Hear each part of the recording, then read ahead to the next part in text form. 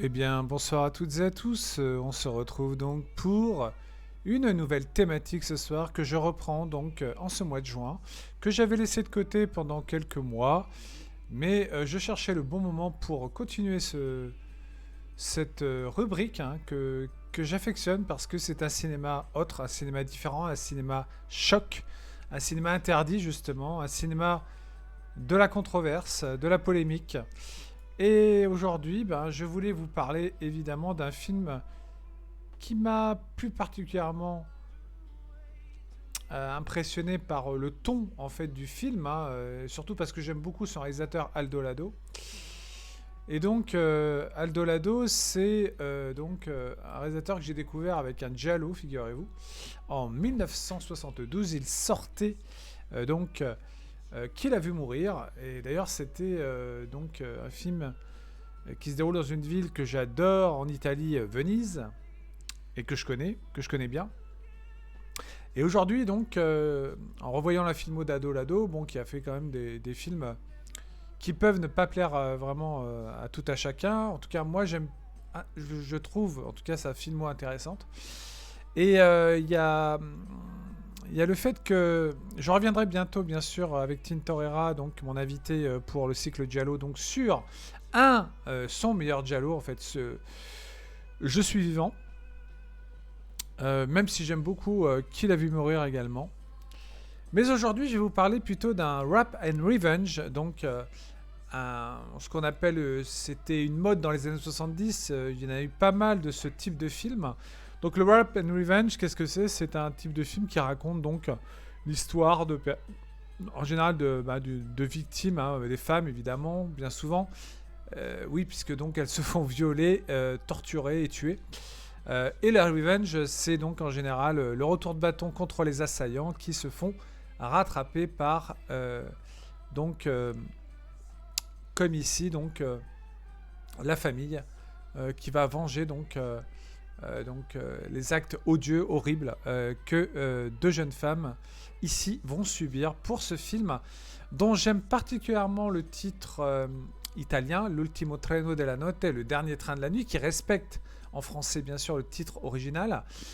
Alors ça, faut savoir que le film est sorti en Blu-ray, mais pas sous le même titre, avec un titre qui est plus ou moins intéressant parce que ça peut correspondre à un des personnages du film en particulier, euh, sur lequel je vais revenir longuement, vu le personnage de sadique perverse qu'elle joue.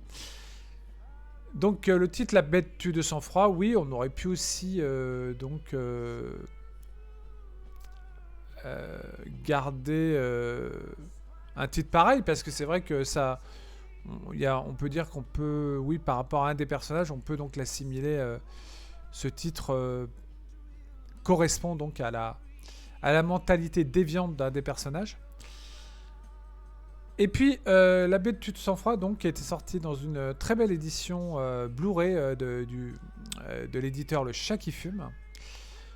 Que d'ailleurs, je signale, Romain de Croix de Malte avait invité.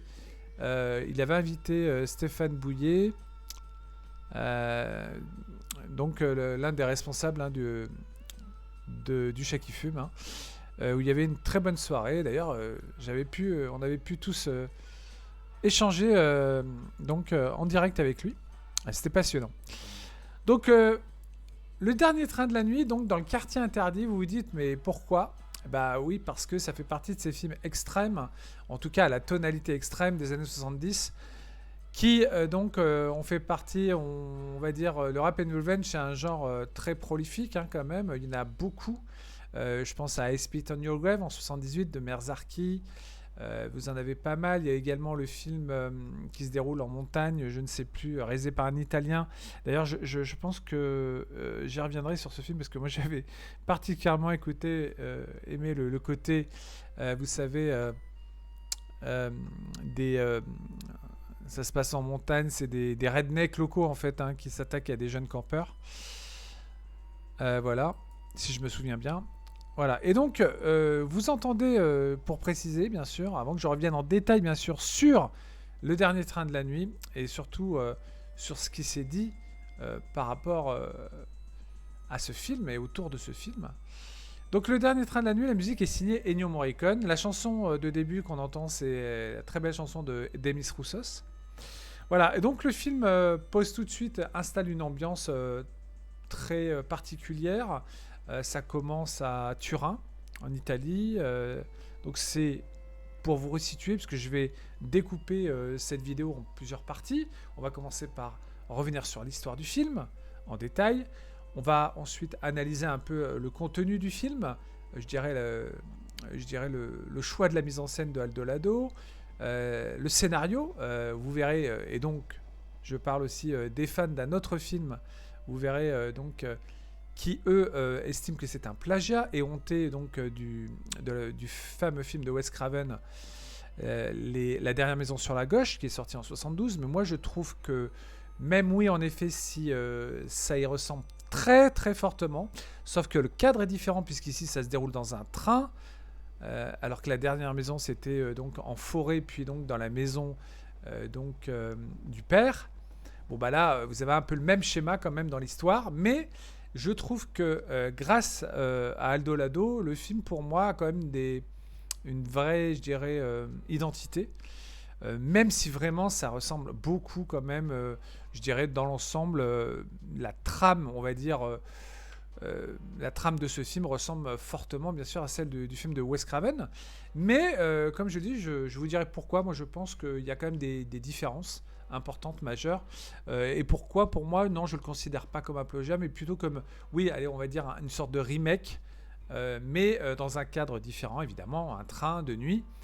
Voilà. Et d'ailleurs, il y a un autre film qui s'appelle excellent, qui s'appelle La ragazza prend le train ou je sais pas quoi. Enfin, je n'ai plus le titre en tête, excusez-moi, c'est pas facile à retenir. J'avais vu un autre film vraiment qui ressemble par contre au film Le Dernier Train de la Nuit d'Aldo Lado. C'est dans le même style. Avec un ton beaucoup plus, je dirais, quand même appuyé sur je dirais, une histoire qui ne fait pas simplement que nous décrire un rap and revenge en fait. Il y a bien autre chose, avec plus de personnages, etc. Bref, je reviens donc en détail maintenant sur le dernier train de la nuit, mais avant cela, je vais quand même vous passer donc la première partie des images de ce film. Donc vous voyez les deux affiches, hein, le dernier train de la nuit, La Bête tue de sang-froid. Les deux titres pour moi sont vraiment très bien, ça va, je les trouve intéressants. Bien que c'est vrai que le dernier train de la nuit c'est assez classique comme titre comparé à La Bête tue de sang-froid. Quand je vous détaillerai à quoi fait allusion la bête, enfin d'après moi en tout cas, vous comprendrez pourquoi. Alors, le film d'Aldo Lado sort en 1975, donc la musique est signée Ennio Morricone, très bonne musique, bien angoissante, vu le contexte, je dirais, anxiogène du film, un peu claustro et tout dans ce train. Et d'ailleurs, il y a une belle tension, je trouve qu'il arrive à faire ressortir de sa mise en scène, Aldo Lado. Et donc, ici, on va s'attarder bien sûr sur l'histoire du film, puisque je vais présenter un peu le contexte, évidemment, pour ceux qui ne l'auraient jamais vu, sans toutefois vraiment spoiler les dernières scènes du film, parce que, comme je dis, ça n'a pas d'intérêt, autant je vous laisse la surprise. Parce que je suis sûr que certains, bien sûr, n'ont pas encore vu ce film, sûrement. Et c'est le but aussi de faire des rubriques thématiques sur la chaîne Attention ça tourne. C'est aussi de vous présenter des films à part, différents, voilà, qui ont marqué par leurs propos, on va dire, déviants. Donc là, ici, on parle de violence, hein, de violence frontale, presque viscérale par moment. Et donc Aldo Lado, lui, je pense qu'il... Oui, il dénonce quelque part, encore une fois, un fait de société qui peut arriver tout à fait, qui a dû déjà arriver, j'imagine. Enfin, deux jeunes femmes qui se font agresser dans un train de nuit. Alors, si c'est pas deux, peut-être une, sûrement, oui, ça c'est déjà arrivé. Bah, d'ailleurs, c'est arrivé près de chez moi, dans un tram. C'était 2 jours où une femme s'est fait assassiner parce qu'elle était quasiment seule dans le train, n'a pas eu de chance. Elle est tombée sur un désaxé, un timbré qui avait la lame facile et qui l'a donc poignardé. Et ici, donc, moi je dis que le film, vous verrez, fonctionne pour moi par rapport à La dernière maison sur la gauche, même si le canevas dans l'ensemble ressemble au film de Craven. Moi, je dis qu'il y a quand même des différences, notamment du fait de l'intervention d'un personnage en particulier qui, pour moi, rehausse vraiment je dirais la tonalité très malaisante du film, je parle bien sûr du personnage de Masha Merrill. Mais j'y reviendrai. D'abord, resituons un peu l'histoire de ce dernier train de la nuit, et je vais vous mettre tout de suite, bien sûr, avant de commencer, je vais vous mettre donc la photo d'Aldo Lado, le réalisateur. Pour que vous voyez le bonhomme, c'est donc lui, Aldo Lado, réalisateur scénariste qui a fait de très bons scénarios. D'ailleurs, on a parlé dans le cycle Giallo d'un excellent scénario auquel il a participé, d'un des films que je préfère dans le Giallo de Machination, alias La victime désignée, réalisé par Maurizio Lucidi. Et ici donc Aldo Lado, nous conte quelle histoire. Je vais y venir tout de suite, mais avant cela, je vais vous présenter donc la première partie. Donc, juste j'enlève cette image pour vous mettre la première partie, donc parce qu'il y a deux parties de photos que j'aimerais vous montrer sur en fait la tension, en fait la progression en fait vers le drame en fait du film, le drame qui va découler en fait des événements petit à petit qui vont concerner les deux jeunes femmes qui vont se retrouver dans ce train, donc face à deux loupards, deux gars bien sûr désœuvrés qui vont se faire manipuler par une troisième personne encore plus perverse et sadique qu'eux. Voilà. Mais je vais y revenir. Donc l'histoire, pour resituer donc, je vous mets tout de suite les images de l'intro, enfin la première partie des photos. Et donc ici, on se retrouve donc dans un film donc où l'on retrouve donc l'histoire de Maggie et Lisa, qui sont deux copines étudiantes donc qui vivent à Munich, et en fait elles décident d'aller passer les fêtes de Noël à Turin, donc dans la famille de Lisa. Alors et ensuite donc on voit donc dans cette ville de Munich, on voit donc deux loupards, enfin deux petites frappes en fait, qui donc qui ressemble à un film de Blier, genre Les Valseuses. Ils font vraiment penser un peu au look de Devers et Depardieu dans Les Valseuses. Voilà, donc ils se baladent à travers la ville. Et puis, ils vont dépouiller donc quelqu'un qui faisait le Père Noël, etc., devant la façade d'un magasin. Ensuite, donc ils vont croiser, bien sûr, le chemin des jeunes filles. Ces voyous qui s'appellent Blackie et Curly dans le film, et ils vont partager donc leur compartiment. Et puis donc ces deux jeunes lascars donc sont sous l'emprise de la drogue. Ils vont commencer par les draguer en premier lieu, etc. Au début donc voilà, elles sympathisent avec, etc. Et puis après ils commencent à devenir réellement collants, plutôt chiants par la suite. Voilà, mais dès qu'arrive en fait l'intervention d'une cinquième personne, donc qui est une femme bourgeoise qui vient également donc partager le compartiment, et qui va être, on va dire en quelque sorte, l'élément déclencheur de la violence qui va suivre au cours de ce voyage en train, voilà, et donc qui va prendre des proportions très dramatiques, vu l'intensité et la violence de ce qui va arriver après.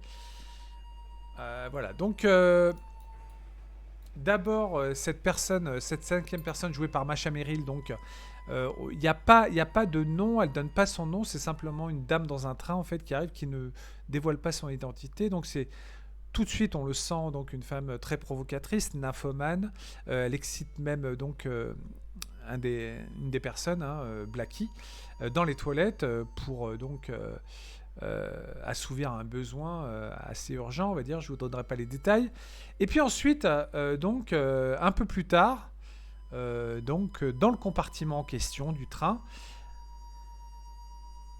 donc elle va commencer à se servir en fait de la débilité, la crétinerie, je dirais, des deux jeunes lascars en fait en question, à des fins en fait, on va dire beaucoup plus perverses. Envers les deux étudiantes, qui sont donc dans ce compartiment, et sur lequel le piège est en train de se refermer peu à peu. Voilà, donc installation, etc. On sent le malaise monter, on sent que quelque chose va déraper à un moment donné vers un jeu dangereux et finira malheureusement dans le sang. Voilà, donc c'est un film frontal, assez justement qui ressemble à cette vague de films Rap and Revenge, donc où il y a des victimes qui donc soit la victime finit par se venger elle-même, soit donc ce sont des personnes qui connaissaient les victimes qui finiront par les venger. C'est ça le Rap and Revenge, ça porte bien son titre. Voilà, donc ces deux jeunes femmes d'abord, euh, euh, donc qui vont se retrouver face à des accès manipulés donc par le personnage de Masha Merrill qui a une véritable, excusez-moi, je peux le dire ici, je n'ai pas peur de le dire, une véritable une véritable salope en fait dans le genre, qui, je dirais, est l'incarnation quelque part, euh, de l'étude du mal en fait par elle-même quoi en fait. C'est comme si elle était, habitée par un côté très axé vers, vers justement ce côté manipulateur, avec en plus deux personnes qui sont complètement influençables, naïfs, et donc elle va manipuler à volonté pour en quelque sorte faire que ces deux filles finissent par être violées, torturées, tuées. Voilà, donc une fois la trame du film donc imposée, donc c'est surtout maintenant revenir un peu sur le fait que, comme je disais, Aldo Lado donc réalise pour moi, je dirais un quasi remake de La Dernière Maison sur la Gauche de Wes Craven, sauf qu'il change le contexte. Alors je sais pas, moi je ne connais pas les interviews intéressantes peut-être d'Aldo Lado sur le sujet, mais on m'a rapporté, en tout cas j'avais pris des notes comme quoi en effet je ne sais pas si c'est comme quoi en effet beaucoup de fans du film de Craven donc n'aiment pas ce film aussi, lui reproche d'avoir simplement plagié en fait le film, reproche à Aldo Lado pardon d'avoir plagié le film de Craven. Et moi je suis pas tout à fait d'accord, je vais vous dire pourquoi par rapport à des choses que j'ai notées quand même sur le film. Donc c'est vrai qu'on retrouve quand même la même histoire, les mêmes scènes quasiment, les événements aussi qui donc nous amènent de fil en aiguille à ce qui va arriver aux deux jeunes filles, tout comme ce qui arrive aux deux jeunes femmes de La Dernière Maison sur la Gauche. Sauf que là, comme je dis, donc c'est transposé dans un autre cadre, voilà. Donc c'est juste ça qui change, mais c'est vrai que pour moi, c'est pour ça que je préfère dire que pour moi, hein, c'est très personnel, encore une fois, c'est mon ressenti sur le film.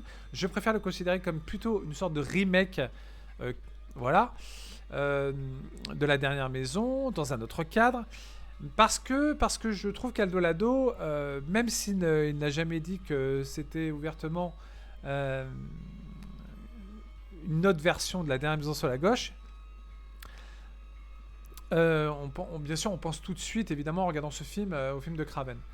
Voilà. Donc, ce qui fait que le film est intéressant pour moi, et je trouve qu'il n'est pas justement dans un plagiat. C'est que Aldo Lado, déjà grâce à la musique d'American, crée vraiment pour le film une très bonne ambiance. Alors attends, je vais un peu baisser la musique, qui est assez intense quand même. Là, je vous montre donc les prémices les prémices avant, je dirais, le basculement en fait vers quelque chose de beaucoup plus terrible pour les deux jeunes femmes. Donc là où la violence se libère. Donc là, dans cette première partie, vous voyez toutes les scènes donc où elles disent au revoir aux parents, par exemple, ici, les deux parents à la gare. Et puis ensuite, donc les scènes dans le train quand elle rencontre les deux paumés. Puis l'intervention de Masha Merrill, du personnage de femme sadique qu'elle joue à la perfection dans ce film. Vous voyez, d'ailleurs, vous le voyez tout de suite dans les images, ce côté coquin, complètement... qui dénature, je dirais... à volonté, disons qu'elle montre son sadisme à toute épreuve en fait. C'est pas une question de dénaturer, c'est qu'elle est complètement fêlée, et qu'elle aime se jouer des autres. Oui, ouais, émettre une influence très euh, à sa- qui tourne à sa cause en fait. La cause, c'est, je veux dire, propager le mal en fait. Et là, c'est les deux victimes qu'elle a choisies, ce sont ces deux pauvres jeunes filles qui vont être donc la cible euh, de cette Lady on the Train, la femme du train, donc qui est donc cette Masha Merrill, qui joue excellemment bien, et qui pour moi est le personnage clé aussi, qui fait que le film pour moi a des qualités, et se démarque aussi quand même par rapport au personnage de David S. Dans la dernière maison sur la gauche, qui était un peu le chef, le manipulateur du groupe en fait, qui amène la violence envers les deux jeunes femmes, et donc la violence, le viol, le meurtre. Et faut dire que là donc on a donc un personnage pour moi très intéressant qui fait que donc ça va donner une justification à ces deux Lascar pour parce qu'elle va réussir donc à les faire à faire qu'ils soient vraiment qui basculent dans dans cette violence physique voilà donc qui amènera donc les scènes dramatiques qui vont suivre et qui ne vont pas de main morte en termes de ouais de je dirais de d'intensité par rapport au comme je dis à l'atmosphère en fait qui se dégage assez glauque et malsaine quand même c'est ce que j'ai c'est ce que moi je pense en tout cas quand j'ai vu le film c'est vraiment qu'il y a Aldo Lado arrive à quand même à créer quoi qu'on en pense une identité au film pour moi parce qu'il le traite quand même différemment de Craven sur le côté je dirais malaisant du film il y a une montée je dirais du drame qui pour moi se dégage quand même avec même s'il y a des similitudes il y a quand même c'est pas simplement qu'une copie une copie hein, de c'est aussi euh, il y a une façon de prendre peut-être l'inspiration, mais d'en dégager autre chose quand même dans la réalisation, etc. Surtout dans la réalisation en fait, puisque Aldo Lado, je trouve que déjà à travers deux films qu'il avait fait auparavant avec Je suis vivant et puis qu'il a vu mourir, il a quand même donc un sens de l'esthétique, de je dirais du cadrage. Il sait quand même il s'est quand même filmé, il s'est créé une tension. Voilà, donc, évidemment, une fois qu'on oublie le film de Craven, on peut se laisser porter, et c'est ce que j'ai fait, en oubliant le film qui fait allusion pour certains, donc, qui fait trop allusion au film de Craven. Et moi, je dis que, avec ce dernier train de la nuit, donc ici, euh, Aldo Lado, lui, il exploite, je dirais, le filon. Euh, il est conscient de ce que le spectacle un peu putassier peut lui offrir en termes de mise en scène, en termes de tension, je dirais, à travers les personnages, et en particulier à travers le personnage de Macha Merrill. Voilà, donc, et ça faisait partie aussi, je crois, de certaines choses qu'il avait dit dans des interviews, si je me souviens bien. Voilà. Donc, un moyen de toucher, je dirais, aussi le public par la violence représentative à travers des personnages qui basculent peu à peu dans une sorte de spirale infernale pour aller jusqu'à l'extrême violence. Voilà, en la déclinant bien sûr jusqu'au point de non-retour. Et ensuite, on passe dans une fois qu'on a eu la partie cette partie-là, je vais vous montrer donc la suite qui va vous montrer je veux dire ce qui va faire que ça va basculer dans quelque chose de beaucoup plus tendu par la suite avec. Maintenant que je vous ai montré la première partie des images, je vais vous montrer la deuxième où là ça s'accentue le côté donc là le père qui recherche suite au meurtre des deux filles, donc le coupable, et puis bon, la fin qui va donc vous montrer certaines images de ce qui va arriver donc au protagoniste du film. Alors, je suis désolé, je spoil, hein, parce que le film est date de 75. Et puis, vous doutez bien que c'est un rap and revenge. Donc, évidemment, vous doutez bien que les filles, elles vont pas avoir un destin, on va dire, qui ressemble à un happy end. Hein, d'accord. Voilà. Donc, je continue en vous montrant surtout le fait que ce qui me plaît aussi dans le film d'Aldo Lado, c'est aussi l'utilisation de la photo, donc l'utilisation de l'espace à travers ce train, donc très confiné, dans un endroit donc où je veux dire bien sûr qui accentue, je dirais le côté malaisant. Donc voilà, donc ça fait plaisir de voir que Aldo Lado, bah, il se sert subtilement quand même des cadres pour faire quand même une mise en scène assez oppressante.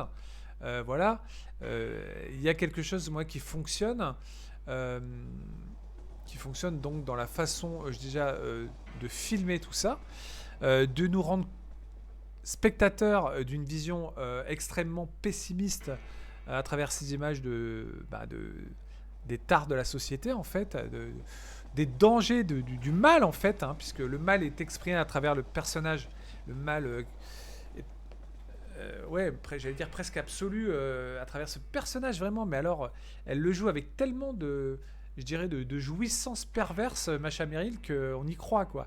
Et je la trouve vraiment impressionnante dans ce film, Masha Merrill. C'est une actrice pourtant qui a fait des films tout à fait lambda, des films de famille et tout, mais là, en 75, quand elle fait ce film pour Aldo Lado, ce que lui demande de faire Aldo Lado, c'est tout simplement un personnage tellement atypique, différent de ce qu'elle avait pu faire auparavant, c'est surtout aussi une actrice de théâtre, Masha Merrill, et qui a fait quelques films quand même, voilà, mais qui n'a jamais eu un rôle aussi poussé que celui-là en termes de sadisme. Voilà, c'est le mot, en termes ouais, de déviance, quoi, de sa personnalité et d'influence, parce que les autres sont complètement aussi fascinés par cette femme, qui va les amener à commettre l'irréparable envers ces deux jeunes filles. Voilà, donc, voilà. Bon, le film n'est pas parfait en tout point. Il y a aussi des scènes un peu, des fois, un peu, on va dire, risibles. Hein, la scène de l'harmonica, voilà, donc, que je trouve pas vraiment pertinente. Peut-être deux, trois scènes aussi avant que ça se mette en marche. Mais dès que le curseur est lancé vers la machine du mal est en train de progresser, là je trouve que le film vraiment monte en tension. Et moi j'ai oublié le film de Craven à ce moment-là, je peux vous le dire clairement. Voilà. Donc, euh, même si évidemment à la fin je me dis toujours, oui, euh, c'est évident que on est tout à fait dans le même genre de film, si ce n'est, comme certains disent, la copie conforme.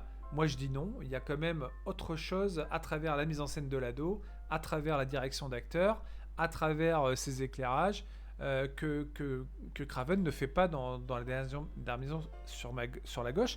Si je me souviens bien, parce que ça fait longtemps que je l'ai vu, mais je connais un peu le style. Je connais le style du film que j'adore. Hein, le film de Craven, je l'adore. Hein, il est incroyable aussi. Mais dire que c'est simplement un plagiat, enfin pour certains, ceux qui ont pu dire ça, et beaucoup l'ont dit, que c'était un plagiat, que le film n'avait rien, n'avait rien inventé, etc. Et qu'il se contentait de reproduire une recette déjà tournée par Craven. Eh bien non, parce que moi je trouve que la tragédie, si quand elle est en marche, elle fonctionne bien. Autant que dans le film de Craven, et moi j'ai été pris par ce qui se passe. J'ai même été mal à l'aise pour les filles, parce qu'il y a vraiment quelque chose de très... ouais, comme je dis, c'est... Oui, j'étais pas vraiment en harmonie avec ce que je voyais, évidemment, parce que, ne serait-ce que par le choix, justement, de ce lieu confiné qu'est un train, un compartiment aussi, donc, et puis le personnage de cette salope sadique qui est jouée par Macha Merrill, qui est incroyable, de perversité, elle joue tellement, à s'amuser et à pousser le bouchon trop loin que elle arrive à entraîner tout sur son passage, et en particulier ces deux-là. Et vous le voyez à travers les images d'ailleurs, que quand ça commence à basculer, vous voyez d'ailleurs, là, cette image dénote tout de suite la personnalité de cette femme dans le train que joue Macha Merrill. Voilà, et qui donc va servir aussi de vecteur du mal à travers les deux lascars voyous. Qu'ils ont bien choisi d'ailleurs pour l'occasion. Attendez, il faudrait que je vous dise quels sont les acteurs. Ces deux acteurs, c'est donc. Il y a Flavio Bucci qui joue Blackie, et l'autre c'est Gianfranco de Grassi qui joue Curly. Voilà. Mais Macha Merrill n'a pas de nom de personnage dans le film, c'est la femme mystérieuse en fait. Celle en fait qui va, pour moi, qui est l'intérêt du film, qui va déclencher cette vague de violence sans limite et sans retour qui va s'en suivre quand elle va donc rencontrer les deux personnages qu'elle va manipuler, ainsi que ces deux jeunes filles, sur lesquelles elle va s'acharner, pas elle, mais en tout cas les autres. Et elle va observer, elle va être en quelque part, je dirais, spectatrice. Elle va aider aussi un peu, puisqu'on l'a vu sur les images, mais elle va être surtout celle qui va déclencher en fait la spirale de la violence. Et voilà, donc une fois que donc le théâtre de la mort est en place dans ce film, voilà, je trouve que c'est pas un film gratuit justement pour moi, parce que je l'ai dit, pour moi il se démarque aussi grâce à la musique, la partition assez stridente de Morricone, et ce que j'aime bien dans la mise en scène de Aldo Lado, c'est qu'il arrive à dégager un climat glacial, tétanisant, qui met donc en exergue bien sûr le malaise colossal auquel on assiste, parce que je le trouve colossal, parce que vraiment il y a une tension dans le film. Plus ça avance, plus donc le drame se noue pour ces jeunes filles, et plus donc on arrive quand même à ressentir, tout comme dans La Dernière Maison sur la gauche, mais d'une autre manière pour moi, même si c'est un schéma identique, mais c'est une autre façon de faire, dont Aldo Lado présente en tout cas, je dirais, les événements dramatiques. Donc il arrive à nous amener vers un point culminant, notamment lors d'une scène dont je me souviens qui m'a marqué, c'est la pénétration au couteau, qui pour moi est la synonyme donc de perte d'innocence, d'une mort lente aussi. Vous verrez d'ailleurs, vous le voyez dans les images, hein, les images terribles du film, qui montrent. Alors là, vous avez aussi les images de vengeance, hein, du père, évidemment, je précise. Hein. Voilà, donc, ce que je veux dire, c'est que donc, il y a des scènes. C'est une violence calculée par un être diabolique, hein, qui est joué par Macha Merrill. Donc, c'est en fait, comme je disais, le vecteur de quelque chose, parce qu'elle se délecte en fait à propager son sadisme en fait, et à réussir à faire basculer dans l'horreur les deux qu'elle manipule. Et en plus elle participe évidemment. Donc il y a aussi voilà, comme je dis, cette pénétration au couteau. Et puis il y a l'autre jeune femme qui elle finira par jeter par la fenêtre des toilettes du train évidemment. Voilà, donc et puis le train, bien sûr, vous me direz, ce train donc n'est pas surveillé, elle ne va pas pouvoir se manifester pour alerter, bien sûr. On pourrait se dire, elle pourrait alerter, crier, mais elle se trouve dans un compartiment quasiment désert, donc c'est un train de nuit, donc c'est pas facile de se faire entendre. Et puis en fait elles sont complètement je dirais bloquées, comme je dis, pris au piège par donc le trio infernal, géré par la sadique et Macha Merrill, femme mystérieuse du train. Voilà, parce que peut-être que si jamais elle n'était pas rentrée dans le train, dans ce compartiment, ces deux lascars en question n'auraient pas été aussi loin. Ils auraient peut-être essayé de les draguer, de les toucher, enfin, mais n'aurait pas été jusqu'au meurtre. Voilà. Donc, cette partie pour moi est très réussie. La partie, donc, une fois qu'on a eu l'installation des personnages, jusqu'à donc cette fameuse séquence qui est pour moi la plus difficile, je dirais, si vous êtes sensible à regarder, si vous êtes bien sûr, parce que ça touche à un drame social, hein, comme je dis, quelque chose, bien sûr, qui colle au réalisme du quotidien, de ce qui peut arriver dans la vie de tous les jours. Voilà. Et l'autre chose, pour moi, il y a des choses qui se démarquent de son modèle, hein. Euh, donc de la dernière maison sur la gauche, c'est d'avoir concentré donc le film sur, bien sûr, je l'ai dit, et je le redis, le personnage féminin, qui donc incarne pour moi le mal. Voilà. Et même, je trouve qu'elle est plus, je dirais, convaincante pour moi que quelque part le personnage un peu trop caricatural à l'extrême. Parce que je trouve qu'elle le joue avec plus de finesse, Masha Merrill, que le personnage de David Hess. Même s'il est bon, David Hess, dans le rôle du méchant, mais je trouve que parfois il est un peu trop appuyé dans la méchant. Enfin, je sais pas, il joue un méchant un peu trop, je sais pas, dans l'exagération en fait. Voilà, c'est ce que je pense, c'est mon avis. Après, chacun pense ce qu'il veut. Je suis là pour donner, je vous dis, mon ressenti. Voilà, donc ce film m'a quand même marqué, La Bête tue de sang-froid. Et voilà, bon, la musique est pas très gaie, hein, comme vous pouvez le constater. C'est pour ça que je baisse de temps en temps, pour pas que ça empiète sur ce que je, sur donc mon évocation de ce film, mon évocation détaillée. Donc, Masha Merrill, donc, ça se démarque, c'est voilà, elle campe quelqu'un donc qui exprime tout le mal et la perversité du film, et qui pour moi, sans elle, donc, euh, comme je l'ai dit, si elle n'était pas rentrée dans ce compartiment, rien de tout ceci ne serait arrivé, ne serait sans doute arrivé. Mais bon, évidemment, il fallait bien que parce que si, il fallait bien que ça arrive, mais je veux dire, si Aldo Lado avait simplement raconté l'histoire de deux loupards qui viennent pour violer deux filles dans un train, ça aurait été quelque chose de très banal et même ennuyeux quasiment. Parce que je pense qu'il aurait tourné en rond. Tandis que là, il y a un jeu machiavélique qui monte en puissance pour moi vers cette tragédie en fait. Qui fait que le film est vraiment fonctionne hein, quand même sur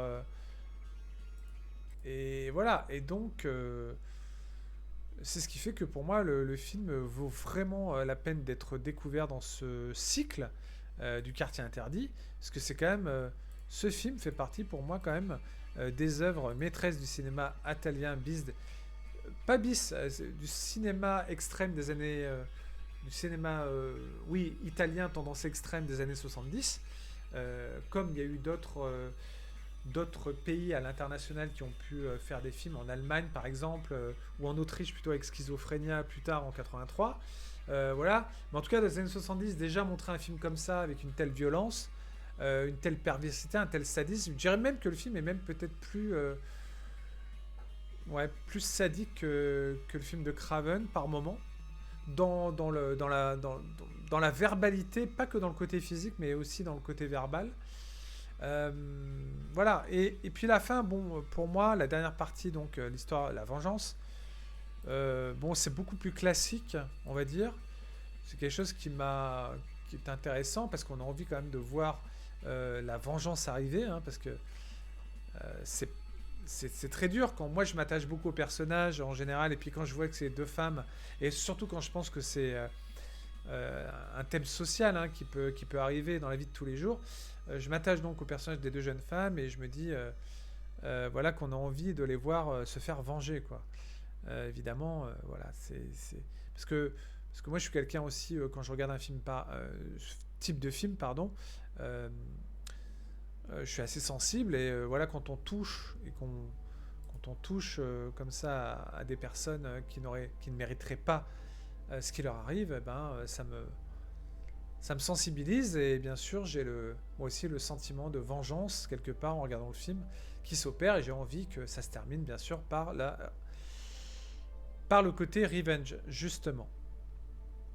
Donc voilà, et ce que je voulais dire pour bientôt conclure, parce que ça fait déjà 39 minutes que je vous parle de ce film que j'adore, enfin que j'aime beaucoup, hein. Mais je dirais que oui, je l'aime beaucoup. Et j'ai pas envie de penser à chaque fois au film de Craven en le voyant, quoi. Même si je reconnais bien sûr que c'est vraiment le même schéma que le film de Craven. C'est évident. C'est... Mais le cadre, comme j'ai cité les raisons pourquoi moi je le trouve différent. Et pour ça, Aldo Lado, moi, ne m'a jamais déçu en général dans son cinéma. C'est un cinéma, comme je dis, jusqu'au boutiste. En tout cas, pareil dans Qui l'a vu mourir, son giallo, que je trouve parfois très dérangeant aussi, puisque ça parle du meurtre quand même d'enfants.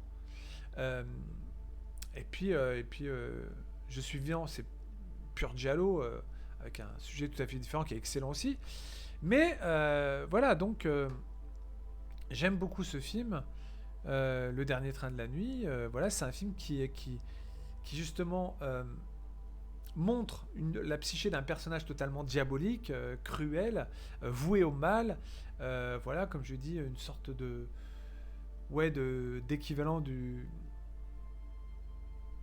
féminin du Marquis de Sade en quelque sorte, si je peux prendre cet exemple. Voilà, et c'est pour ça que je dis c'est vraiment un film à voir, Le Dernier Train de la Nuit, et je vous le conseille. Après, chacun se fera son propre avis, comme je dis, mais pour moi, ça se résume pas qu'à une simple copie du film de Craven. Non, contrairement à ce que j'ai pu lire. Pour moi, non. Et j'ai dit pourquoi en détail, ce qui me plaisait dans ce film de Lado. Ce qui me plaisait en particulier, pourquoi il se démarque du film de Craven quelque part, même si on est exactement dans le même genre de canevas au niveau de l'histoire, sauf que le cadre est différent. Mais il y a des petites choses qui font que le film quand même a sa propre, je dirais, sa propre identité. Voilà, donc je vais terminer là-dessus. Je vais revenir vers des images quand même un peu plus gaies que ce qu'on voit là, pour vous remettre un peu un ton plus, on va dire, moins dur à voir. Et encore là, je vous ai pas montré le trailer, mais le trailer ne montre pas grand-chose. Je préférais vous montrer quand même les images. Des fois, les images, c'est plus parlant qu'un trailer. Et puis, en tout cas, vous voyez que, comment, on va dire, un piège, en tout cas, diabolique, peut se refermer. Voilà, quand on rencontre quelque part l'incarnation d'une personne qui se complaît à faire le mal en fait, ou qui a ça en elle quoi. Voilà, donc le film existe, donc il dure la durée que je me souviens bien d'après mes notes, il dure bien 94 minutes. Voilà, alors certains le classent aussi un peu dans le genre giallo, mais c'est plutôt pour moi un rap and revenge vraiment qu'un giallo, qu'un vrai giallo. Voilà, et puis la musique de Morricone, bien sûr. Le film a été interdit au moins de 16 ans lors de sa sortie en France, je précise. Voilà. Et puis, qu'est-ce que je peux ajouter d'autre? Sinon que, voilà, c'est un film qui m'a quand même marqué quand je l'ai vu, parce qu'il ne m'a pas laissé indifférent. Voilà, donc c'est un film peut-être où vous serez justement peut-être étonné, surpris, avec donc une belle chanson d'intro avec des Miss Roussos. Euh, et ensuite une musique quand même, comme je disais, plutôt inquiétante, stridente, plus le drame est en train de se prononcer, en tout cas de Ennio Morricone. D'ailleurs, je vais vous remettre un chouïa. Donc la chanson pour finir de Demis Roussos. Voilà, là vous avez un extrait du dialogue du film. Alors, attends, je baisse, voilà. Je vous remets pour finir donc la musique la chanson pardon, de Demis Roussos qui illustre le film. Et je vous dis donc sur cette chanson, merci à vous de m'avoir écouté encore une fois sur ce Quartier Interdit numéro 6. Bien sûr, le Quartier Interdit est moins fréquent, mais il continuera bien évidemment, puisque c'est quand même une thématique que j'aime beaucoup, de parler de ces films qui ont choqué, de ces films qui ne vous laisseront pas indemnes, en tout cas pour les plus sensibles. Mais voilà, donc je tenais absolument à parler du Dernier Train de la Nuit de Aldo Lado, 1975. Et puis, c'est tout. Je pense que je vous retrouve très vite sur la chaîne, comme d'habitude. Mais en tout cas, vraiment, regardez ce film. Ça ne peut ne pas vous laisser indifférent, je pense pas. On peut pas être insensible au style de ce film. Et comme je disais, la dernière partie du film où le père intervient, vous verrez, il y a quand même une autre forme de violence aussi physique qui va se témoigner. Et je préfère vous laisser le découvrir, évidemment, sans en dire plus. Mais ça fait du bien, en tout cas, de voir la vengeance arriver. Mais moi, c'est vraiment, pour finir là-dessus, c'est vraiment la partie... C'est vraiment la partie centrale du film que je trouve très forte. Donc le drame qui... la façon dont le drame est tourné, la façon dont les événements donc s'accentuent en fait. Voilà, donc toute cette partie est vraiment très, très forte. Voilà. Et je le compare pas, oui, si c'est... Je préfère à la limite prendre ce film presque plus comme un remake du film de Craven. Mais, encore une fois, avec des différences notables. Voilà, comme je l'ai dit. Voilà, je ne vais pas ajouter quoi que ce soit de plus. Je vous dis à très bientôt sur la chaîne. Merci de m'avoir écouté. Bon film si vous allez le regarder. Voilà, vous avez une édition du Chai Film qui est impeccable. La version bien sûr uncut intégrale. Parce que je crois pas qu'il existe une autre version, il me semble. Peut-être qu'il existe une version plus courte. Mais en tout cas, là, avec le Chai Film, c'est en général en entier. Merci à vous et à très très bientôt sur la chaîne. Le pouce vers le haut si vous l'avez déjà fait, si vous ne l'avez déjà fait, et bien sûr abonnez-vous pour soutenir la chaîne, ça me fait toujours plaisir. Merci, n'hésitez pas à aller voir les autres vidéos de la chaîne également. Merci à tous et bonne fin de soirée. Bye bye. Ciao. Je vous laisse sur la chanson de Demus Roussos. Bye.